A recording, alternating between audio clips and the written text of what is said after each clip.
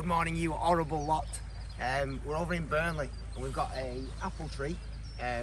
It's quite an old apple tree by the look of it. It's not just been doing so well. The customer was like, oh, what's up with it? So what we think is the apple tree's just been crowded out by this alder that's growing behind it. So as the trees have grown up over years, the apple tree is just reaching out for light. And then what's happened then is the alder tree's grown up behind it. The alder tree will be younger than the apple tree, and as it's grown out, it's just overshadowed it with the light.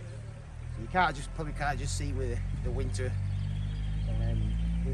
but the apple tree's dying out from the top down. So we're gonna take the alder tree out and give the apple tree a good pruning, and hopefully it should come back with vigour. And we'll have some apple pie later on this year.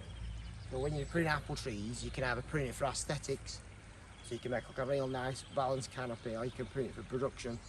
I think we're going to prune it for production today, just to try and get a bit more fruit on it. This is like the perfect time of year. It's like beginning of March, so the trees just getting ready to come into leaf. So this is the perfect time of year to prune apple trees or fruit trees.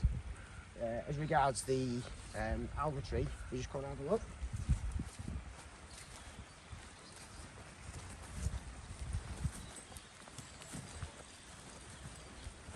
So what's happened here is there've been some excavations in the past, and they've tipped the spoil around the base of the tree. So when you raise the root crown of a tree, you're putting the tree under like an incredible amount of stress, because you're lowering the root system, if you will. So this is what's happened to this tree, and it looks like someone's clipped it with a digger or something in the past. So you can see where all it's like it's damaged the cambium layer. So what we're going to do is, with some crossed fingers and some prayers last night before I went to sleep, we're going to fell it down the garden. We're hopefully going to miss the apple tree in the process, because if we hit the apple tree, it'll save me a job pruning it. So we shall get the saws fired up and we shall see what happens.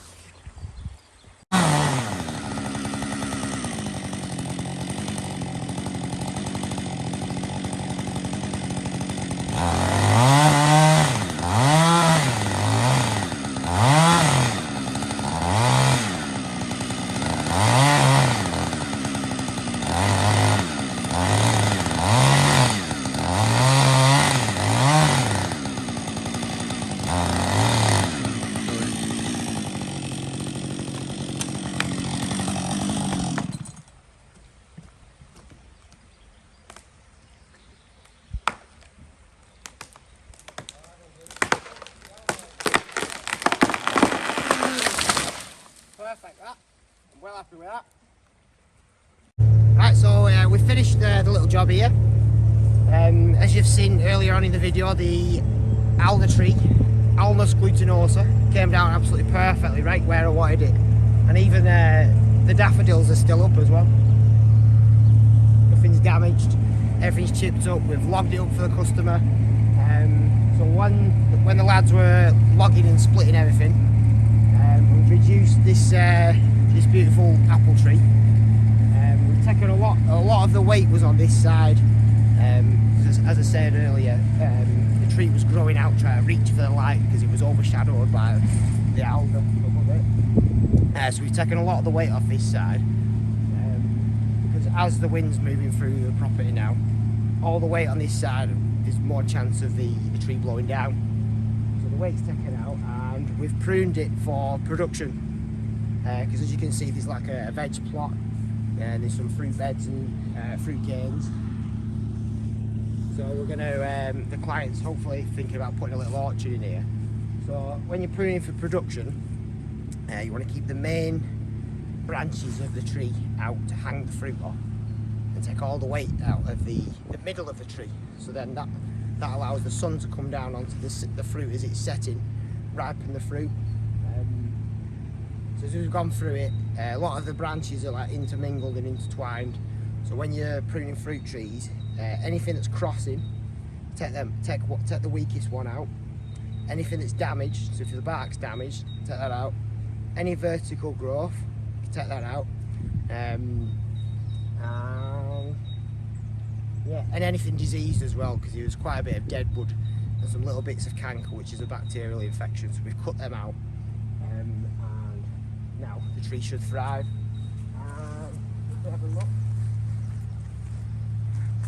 and as you can see, where the cuts we've done are, there's no disease coming up through the heartwood on them. This is where the rot and the dead wood was. So this was like a rotten branch, so we cut that off. But I don't think that should extend into the heartwood. I think it should be quite a healthy tree, should that. And as you can see, where someone's cut it off in the past, it's calloused over, it's healed. So these calluses will appear on these cuts, and these cuts, and it'll heal over, just like our skin does.